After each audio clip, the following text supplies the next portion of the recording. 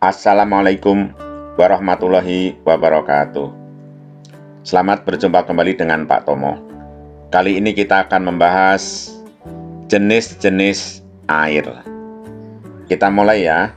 Bismillahirrahmanirrahim. Yang pertama, yang paling banyak yaitu air laut. Ya, ini laut ya, gambar laut. Laut adalah kumpulan air yang sangat banyak dan sangat luas. Air laut mengandung garam yang berasal dari mineral yang terbawa oleh aliran air sungai. Terus ngumpul jadi rasanya asin. Ya, jadi air sungai itu banyak mengandung membawa garam-garam dari pegunungan, mineral dari pegunungan, terus di laut berubah menjadi garam. Berikutnya ini adalah gambar danau.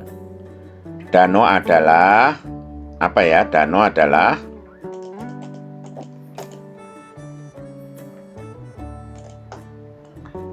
adalah genangan air yang luas yang berada di tengah daratan. Nah, jadi danau itu di tengah daratan. Danaunya di tengah daratan, nggak kayak laut. Kalau laut lebih luas daripada danau. Kalau laut tidak dikelilingi daratan kayak gini, ya. Jadi danau adalah genangan air yang luas yang berada di tengah daratan. Kalau tidak luas namanya kolam, ya. Nah, danau ada dua macam, yaitu danau buatan dan danau alam. Danau buatan itu sering disebut bendungan. Biasanya untuk menampung air terus mengalirkan ke sawah-sawah. Berikutnya ini adalah gambar rawa. Ini dataran rendah yang ada airnya. Tapi airnya nggak terlalu dalam nih ya. Airnya paling sedengkul gitu. Nah ini rawa. Ada tumbuhan-tumbuhannya. Kalau danau nggak ada tanamannya, dalam ya. Rawa adalah daratan rendah yang digenangi air. Genangan itu tidak terlalu dalam ya, dan ditumbuhi tumbuhan tertentu. Nah, sekarang sungai. Sungai adalah aliran air yang mengalir secara terus-menerus dari hulu menuju hilir.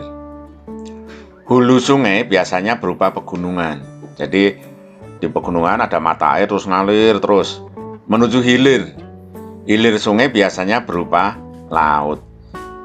Jadi awal mula sungai itu namanya hulu. Terus berakhirnya sungai di laut namanya hilir. Hilir sungai sering disebut muara. Nah, ini gambar sungai ya. Sungai dari pegunungan mengalir. Ini airnya deras.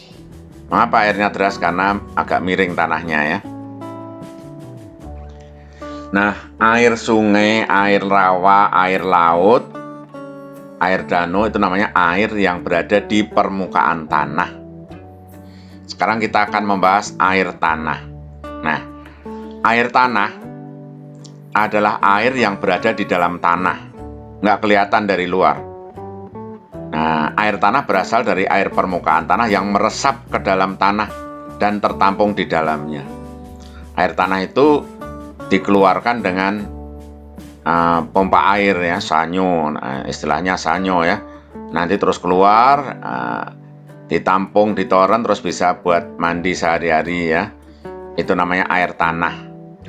Di rumahmu tentu saja sebagian besar ada pompa air ya. Pompa air itu alat untuk mengambil air dari dalam tanah. Nah, air tanah itu banyak atau sedikit? Banyak. Ada yang banyak, ada yang sedikit. Banyaknya air tanah dipengaruhi oleh berbagai faktor, yaitu curah hujan, tekstur tanah, topografi, batuan dalam tanah, dan vegetasi. Vegetasi itu tumbuh-tumbuhan ya. Vegetasi itu tumbuh-tumbuhan. Curah hujan. Daerah yang sering hujan, air tanahnya lebih banyak ya. Nah, kalau jarang hujan, air tanahnya sedikit.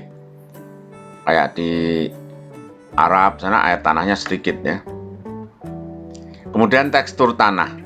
Tanah yang kasar atau berpasir tidak bisa menahan air.